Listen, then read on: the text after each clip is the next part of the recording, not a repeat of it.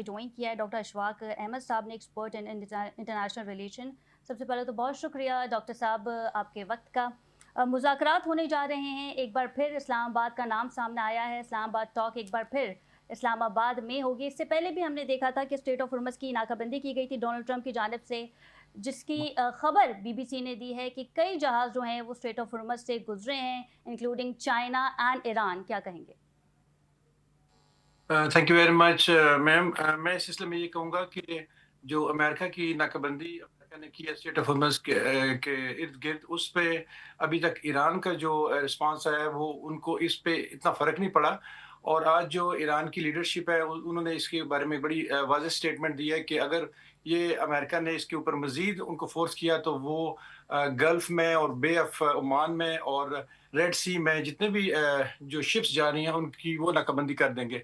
میں سمجھتا ہوں کہ انٹرنیشنل کمیونٹی اس کی متحمل نہیں ہو سکتی، کیونکہ اس 40 دن کی جنگ میں جس میں ہم دیکھتے ہیں کہ ابھی تک یورپ جو کہ کسی طریقے سے بھی اس جنگ میں بالواسطہ یا بلا واسطہ شریک نہیں رہا، وہاں پہ اور امریکہ کے اندر جو پرائس کی انفلیشن ہوئی ہے وہ 25 to 30% ہو گئی ہے، اور وہاں کے لوگ اس چیز کو بالکل ماننے کے لیے تیار نہیں جی ہیں۔ دوسری جانب ہم دیکھتے ہیں کہ جو امریکن پریزیڈنٹ ہیں ان کی کچھ ڈفرینٹ سٹیٹمنٹس آ رہی ہیں کہ آج کی ان کی ایک سٹیٹمنٹ ہے کہ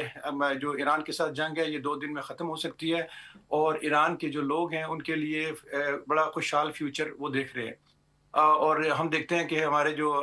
فیلڈ مارشل ہیں وہ اس وقت ایران میں موجود ہیں، اور ابھی یہ بات چیت چل رہی ہے کہ جو ان کا بات چیت کا دوسرا دور ہوگا جس کے لیے Pakistan government good offices provide کر رہی ہے، وہ کتنا فروٹفل ہوگا۔ میں ذاتی طور پر سمجھتا ہوں کہ پہلے جو دور تھا جو 11 اپریل میں ہفتے والے دن پاکستان کے شہر اسلام آباد میں ہوا، اس میں شاید جو ڈیمانڈز تھیں امریکہ کی ایران سے، جن میں 3 جو مین ایشوز تھے بون آف کنٹینشن جن کو میں کہوں گا، سب سے پہلے تو ایران کا نیوکلیئر پروگرام تھا۔ اس پہ دیکھیں ہم سب نے اس سلسلے میں کافی سنا دیکھا پڑھا کہ ایران کے لیے جو ان کا نیوکلیئر پروگرام ہے وہ ان کے لیے ریڑھ کی ہڈی کی اہمیت رکھتا ہے، صحیح۔ اور ایران اس سلسلے میں تیار تھا کہ 5 سال کے لیے وہ اپنے نیوکلیئر پروگرام کو فریز کر سکتے ہیں،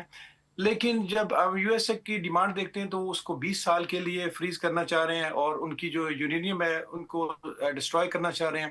دوسرا جو بون آف کنٹینشن تھا وہ اسٹریٹ آف ہرمز ہے۔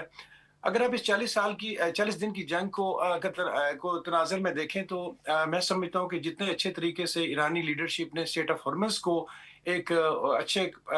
کارڈ کے طور پر استعمال کیا ہے، جس کی وجہ سے امریکہ اور